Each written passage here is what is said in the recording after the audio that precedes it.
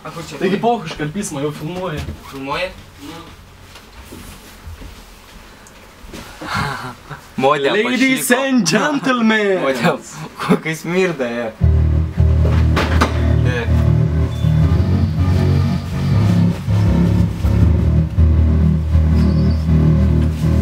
Jau, prikin.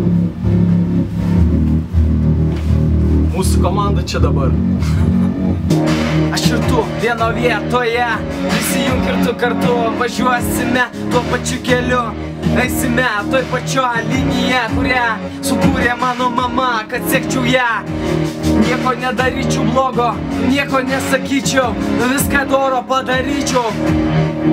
Pamylėčiau, galbūt tave gatvėje susitikęs pabučiuosiu, apkabinsiu ir ledų nupirksiu, tokių kokių norėsi tu.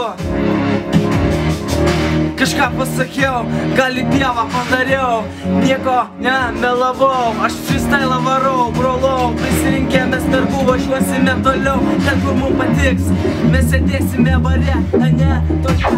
Nu ką dabar, mano čia eilė atėjo, aš kapišoną užsidėjau ir varį čia vėl pradėjau, negirdžiu aš čia jokio ritmo, bet dabar pamažu gausau aš šiame raidės. Prasidėjo taip nuo seniau, kai buvau dar mažas, ne vaikas, žaisdavome kartu kažką mano kieme, savam rate rūkėme lyg žolė, bet ne ten paprasta Marlboro cigaretė, kurią pavogiau iš savo senelio.